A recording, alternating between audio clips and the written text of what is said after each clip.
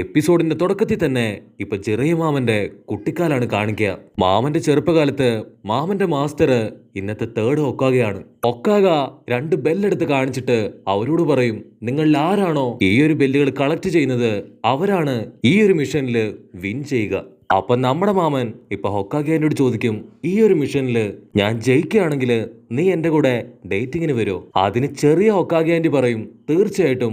പക്ഷെ അഥവാ തോറ്റു പോവാണെങ്കിൽ നിന്നെ ഞാൻ ഓടിച്ചിട്ട് തല്ലൂന്ന് പറയുമ്പോ നമ്മുടെ മാമനാവട്ടെ കുട്ടപ്പൻ പണ്ട് കാണിച്ചതുപോലെ ആ ഒരു ബെല്ല് അടിച്ചു മാറ്റാനായിട്ട് ഇപ്പൊ തലകുത്തി മറിയാണ്. അവസാനം ഒറോച്ചിമാറുവിനും ഹൊക്കാഗെ ആന്റിക്കും കറക്റ്റ് ആയിട്ട് ബെല്ലുകൾ കിട്ടും. നമ്മുടെ മാമനെ പണ്ട് കുട്ടപ്പനെ കെട്ടിയിട്ട പോലെ ഇപ്പൊ ഒരു തൂണി കെട്ടിയിടും. ബെല്ല് കിട്ടിയ നമ്മുടെ രണ്ട് സ്വത്ത് കുട്ടികളും ഇപ്പൊ കൈയൊക്കെ പിടിച്ച് ലാലല പാടി അവിടുന്ന് നടന്നു പോകും. അപ്പൊ തേർഡ് ഹൊക്കാഗെ പറയും, നീ എപ്പോഴും ഇങ്ങനെയാണ്, എല്ലാത്തിനും തോറ്റുപോകും. പക്ഷെ കുഴപ്പമില്ല, നീ വിഷമിക്കണ്ട, നിനക്കൊരു സ്പെഷ്യൽ ട്രെയിനിങ് അത് ഞാൻ തരാം. ഉടനെ ഹൊക്കാഗെ ആളുടെ ബ്ലഡ് ഉപയോഗിച്ച് ഇപ്പൊ ഒരു സമരൻ ജിപ്സ് തന്നെ അവിടെ ക്രിയേറ്റ് ചെയ്യും. അപ്പൊ പെട്ടെന്ന് അവിടേക്ക് ഒരു കുരങ്ങൻ വരും.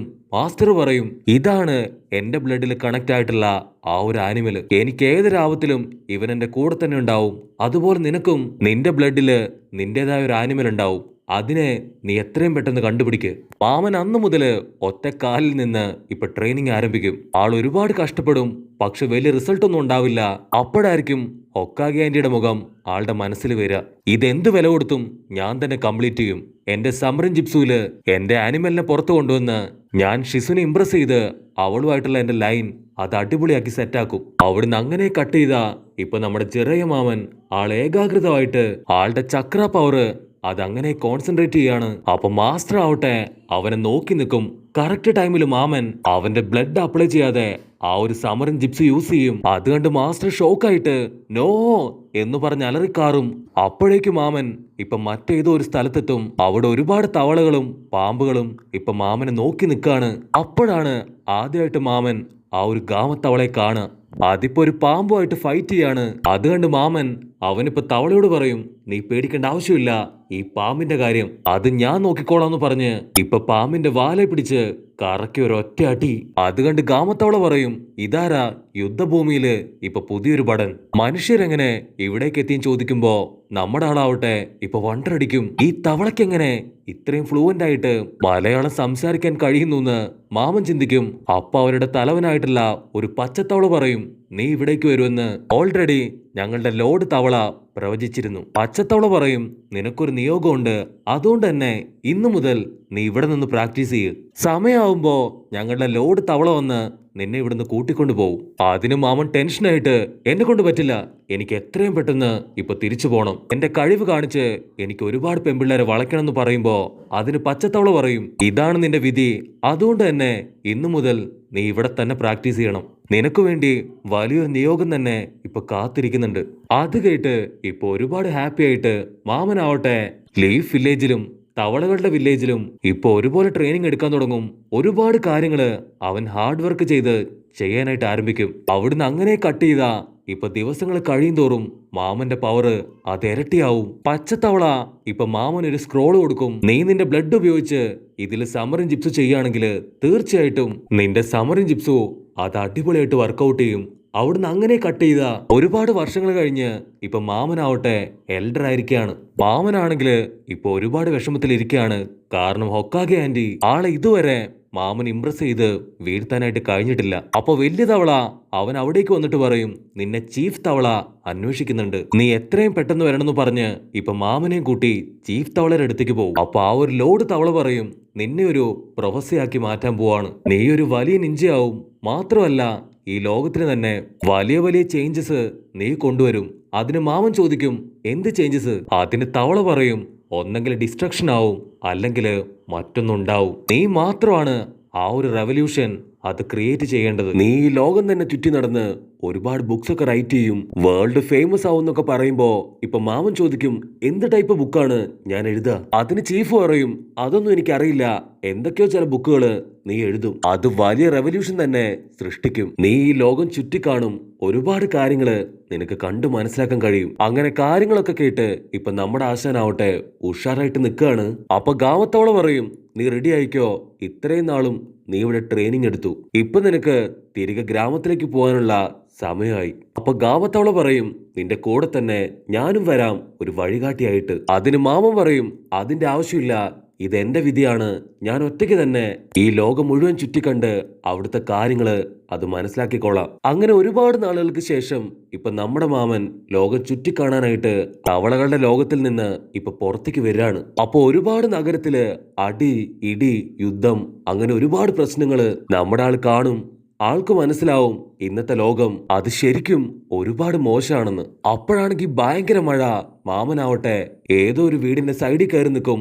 മഴ കുറഞ്ഞെന്ന് കാണുമ്പോ ഇപ്പൊ പതിയെ മുൻപോട്ട് നടക്കും. അപ്പൊ മാമനെ കണ്ട് ഇപ്പൊ ഒരു അപ്പാപ്പൻ ചോദിക്കും, നീ എവിടേക്ക് പോവാണ്? അതിന് മാമൻ പറയും, ഞാൻ എന്റെ വിധിയെ തേടി ഇപ്പൊ അലഞ്ഞുകൊണ്ടിരിക്കുകയാണ്.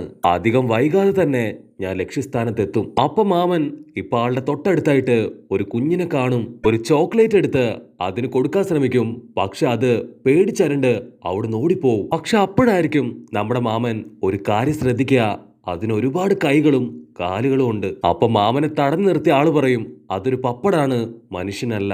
മാത്രമല്ല ഇതൊക്കെ കാണുമ്പോ എനിക്ക് തോന്നുന്നത് നിനക്ക് എന്തോ ഒരു വലിയ നിയോഗം ഉണ്ടെന്നാണ്. ഒരുപാട് കാര്യങ്ങള് നിനക്ക് ചെയ്തു തീർക്കാനുണ്ട്. ഇവിടെ ഇപ്പോ വലിയൊരു യുദ്ധത്തിന് ചാൻസ് ഉണ്ട്. അതിലും നിനക്ക് എന്തൊക്കെയോ ചെയ്യാൻ കഴിയുമെന്ന് പറയുമ്പോ മാമനാവട്ടെ ഇപ്പൊ ഒന്നും സംസാരിക്കാതെ മുൻപോട്ട് നടന്നു പോകും. അവിടുന്ന് അങ്ങനെ കട്ട് ചെയ്താ ഇപ്പൊ മാമനാവട്ടെ ഒരു പെണ്ണിന്റെ അടുത്ത് വന്ന് അങ്ങനെ കൊഞ്ചിക്കൊഴഞ്ഞ് കുത്സിത പ്രവർത്തനത്തിലൊക്കെ ഇപ്പൊ ഏർപ്പെട്ടുകൊണ്ടിരിക്കുകയാണ്. ആള് കുറച്ച് പേപ്പറൊക്കെ മുൻപിൽ നിരത്തി വെച്ച് ഇപ്പൊ എന്തൊക്കെ എഴുതാൻ തുടങ്ങും. അപ്പൊ ആ പെണ്ണ് ചോദിക്കും, മാസ്റ്റർ എന്താണ് ഇപ്പൊ എഴുതാൻ പോന്നെ? അതെനിക്കും വലിയ പിടിയൊന്നുമില്ല, എന്തെങ്കിലുമൊക്കെ എഴുതണമെന്ന് പറഞ്ഞ് ഇപ്പൊ മാസ്റ്റർ പേന കയ്യിലെടുത്ത് ഇപ്പൊ എഴുതാൻ തുടങ്ങും. അപ്പൊ അതേ സമയത്ത് തൊട്ടടുത്തുള്ള റൂമിൽ നിന്ന് എന്തൊക്കെയോ വഴക്ക് കൂടുന്ന സൗണ്ട് കേട്ട് മാമൻ ഇപ്പൊ അവിടേക്ക് ചെല്ലും. നമ്മുടെ ആള് ഇപ്പൊ സ്റ്റൈലായിട്ട് ഫൈറ്റ് ഒക്കെ ചെയ്ത് അവരുടെ പ്രശ്നം അത് ഒതുക്കി തീർക്കും. ഇപ്പൊ മാമൻ മറ്റൊരു റെസ്റ്റോറന്റിൽ വന്ന് ഏതോ ഒരാളോട് സംസാരിക്കുകയാണ്. മാമൻ പറയും, ഞാൻ ലക്ഷ്യമില്ലാത്തൊരു യാത്രയിലാണ്, എനിക്ക് ഒരുപാട് കാര്യങ്ങൾ കണ്ടെത്താനുണ്ട്. അത് കേട്ട് അയാള്, ഞാൻ എന്റെ ഗ്രാമത്തിന് വേണ്ടി ഒരുപാട് നല്ല കാര്യങ്ങൾ ചെയ്തു, കുട്ടികളോട് നല്ലത് മാത്രം ചെയ്യാനായിട്ട് ഞാൻ പറഞ്ഞു കൊടുത്തു എന്ന് പറയുമ്പോ ഏതോ ഒരുത്തൻ ചാടി വീണ് ഇപ്പൊ അടിക്കാൻ തുടങ്ങും. അപ്പൊ ഇവൻ അവനെ തട്ടി മാറ്റി അവനെ തിരിച്ചടിക്കാൻ നോക്കും. പക്ഷെ അപ്പോഴേക്കും അവൻ വെട്ടിത്തിരിഞ്ഞ് ഇപ്പൊ മറ്റൊരു സീറ്റിൽ പോയിരിക്കും. അവൻ പറയും, എങ്ങനെ ഫൈറ്റ് ചെയ്യും എന്നതിലല്ല, എങ്ങനെ കാര്യങ്ങളെ സ്മൂത്ത് ആയിട്ട് കൈകാര്യം ചെയ്യും എന്നതിലാണ് ഏറ്റവും വലിയ കാര്യം. മാമനാണെങ്കില് ഇപ്പൊ ഇതൊന്നും കേട്ടിട്ട് ഒന്നും മനസ്സിലാവില്ല. ഈ ഗ്രാമത്തില് മുഴുവൻ പ്രശ്നങ്ങളാണ്, എങ്ങനെയെങ്കിലും ഈ ഗ്രാമത്തിന്റെ പ്രശ്നം അത് ഞാൻ മുൻകൈയെടുത്ത് തീർക്കണം. അപ്പൊ ലോങ് ഷോട്ടിലായിട്ട് ഇപ്പൊ മാമൻ ഒരുപാട് ആൾക്കാര് കൂടി നിൽക്കുന്നതായിട്ട് കാണും. അതിന്റെ നടുക്കായിട്ട് ഇപ്പൊ ഒരു വയസ്സായ ആള് ഗ്രാമത്തിൽ എങ്ങനെ തിരികെ സമാധാനം കൊണ്ടുവരാം, ഈ ഒരു വാർ അതെങ്ങനെ അവസാനിപ്പിക്കാം എന്നൊക്കെ ഒരുപാട് കാര്യങ്ങള് സംസാരിക്കുന്നതായിട്ട് ഇപ്പൊ മാമൻ കാണും. മാമൻ ആളുടെ അടുത്തേക്ക് വന്ന്, ഞാൻ ഇത്രയും കാലവും അന്വേഷിച്ച് നടന്നത് അങ്ങയെയാണ്, എനിക്ക് അത്യാവശ്യമായിട്ട് അങ്ങയോട് കുറച്ച് കാര്യങ്ങള് സംസാരിക്കാനുണ്ട്. ഈ ഒരു യുദ്ധം അതെങ്ങനെയെങ്കിലും നമുക്ക് തടയാൻ കഴിയോ? അതിന് അപ്പാപ്പൻ പറയും, നമ്മളെ കൊണ്ടൊന്നും ആ യുദ്ധം തടയാൻ കഴിയില്ല. അതിന് മാമൻ വണ്ടറടിച്ച്, നിങ്ങളല്ലേ തൊട്ടു മുൻപ് പറഞ്ഞത് ഈ ഒരു യുദ്ധം അത് അവസാനിപ്പിക്കാൻ കഴിയുമെന്ന്? അതിനാള് പറയും, അവസാനിപ്പിക്കാൻ കഴിയും, അതിനൊരേ ഒരു വഴിയേ ഉള്ളൂ, പ്രേ ചെയ്യുക, ആത്മാർത്ഥമായിട്ട് പ്രാർത്ഥിച്ചാ മതി എന്ന് പറയുമ്പോ നമ്മുടെ മാമനാവട്ടെ കലി കയറി അവിടുന്ന് നടന്ന് ഇപ്പൊ വീണ്ടും മുൻപോട്ട് പോവും. അപ്പൊ മാമന്റെ മുൻപിലായിട്ട് ഇപ്പൊ വലിയൊരു ഗ്രാമം കത്തി എരിയുന്നത് കാണും. മാമൻ ഓടി വന്ന് ആ ഒരു തീ അത് അണയ്ക്കാൻ ശ്രമിക്കും. പക്ഷെ അപ്പോഴേക്കും വലിയൊരു ബ്ലേഡ് ഇപ്പൊ മാമന് നേർക്ക് പാഞ്ഞടുക്കും. ഒരു ബ്രഹ്മാണ്ഡ വില്ലൻ അവൻ ചാടി വീണ് ഇപ്പൊ മാമനുമായിട്ട് ഫൈറ്റ് ചെയ്യും. അങ്ങനെ വമ്പൻ ആയുധങ്ങളൊക്കെ എടുത്ത് ഇപ്പൊ രണ്ടുപേരും വമ്പൻ ഫൈറ്റിന്റെ അവസാനം ആ ഒരു വില്ലൻ ഇപ്പൊ ജിറയ മാമനെ തന്നെ ലോക്ക് ചെയ്ത് പിടിച്ചിരിക്കുകയാണ്. അവൻ പറയും, ഈ ഗ്രാമം ഞാൻ നശിപ്പിച്ചിട്ടില്ലെങ്കിലും മറ്റാരെങ്കിലും തീർച്ചയായിട്ടും നശിപ്പിച്ച് അവിടെയുള്ളതെല്ലാം തന്നെ കവർന്നെടുക്കും. അതുകൊണ്ടാണ് ആദ്യം തന്നെ ഞാൻ ഇവിടേക്ക് വന്ന് ഇതെല്ലാം ചെയ്തത്. നീ ഒരു നിഞ്ചയാണെന്ന് എനിക്ക് മനസ്സിലായതുകൊണ്ട് തന്നെ നീ എനിക്ക് വലിയ തലവേദനയാവും. അതുകൊണ്ട് ഇവിടെ വെച്ച് ഈ നിമിഷം തന്നെ നിന്നെ ഞാൻ കൊന്നുകളയാണ്. അവനൊരു കത്തിയെടുത്ത് ഇപ്പൊ മാമന് വെട്ടും. പക്ഷെ മാമന്റെ ഇത് വെറും ഒരു ഷാഡോ ക്ലൗൺ ആണ്. മാമൻ കറങ്ങി ചാടി വന്ന് ഇപ്പൊ വില്ലന്റെ തലയിൽ തന്നെ ഒരു വെട്ട് കൊടുക്കും. ഞാൻ ഒരിക്കലും ഗീവ് അപ്പ് ചെയ്യില്ല. അതിനാ വില്ലൻ പറയും, നീ എന്നെ കൊന്നിട്ട് യാതൊരു കാര്യമില്ല, എനിക്ക് പകരം മറ്റൊരാള് ഈ ഗ്രാമം അത് നശിപ്പിക്കുക തന്നെ ചെയ്യും. നിഞ്ചയായി ജനിച്ച പിന്നീട് ഒരിക്കലും നമുക്ക് സമാധാനത്തോടുകൂടെ ജീവിക്കാൻ കഴിയില്ല. ഇതൊക്കെ കേട്ട് ഇപ്പൊ മാമൻ ടെൻഷനായിട്ട് തിരികെ ലീഫ് വില്ലേജിലേക്ക് തന്നെ ഇപ്പൊ മടങ്ങി വരും. മാമൻ ലീഫ് വില്ലേജിൽ എത്തുന്ന അതേ സമയത്തായിരിക്കും ഹൊക്കാഗെ ആന്റിയുടെ അനിയൻ നവാക്കി കൊല്ലപ്പെട്ടു എന്ന കാര്യം അറിയാം. അവളുടെ സങ്കടം കണ്ട് അവര് 3 പേരും ഒരു തീരുമാനമെടുക്കും. ഈ ലോകത്തിന് നമ്മൾ 3 പേരും ചേർന്ന് തിരികെ സമാധാനം അത് പുനഃസൃഷ്ടിക്കും. അങ്ങനെ അവർ 3 പേരും ചേർന്ന് ലെജൻഡറി സെനിയൻ എന്നൊരു ടീം ഉണ്ടാക്കി അവരുടെ മിഷന് വേണ്ടി പുറപ്പെടുന്നതോടുകൂടെ ഈ ഒരു എപ്പിസോഡും അവസാനിക്കുന്നു.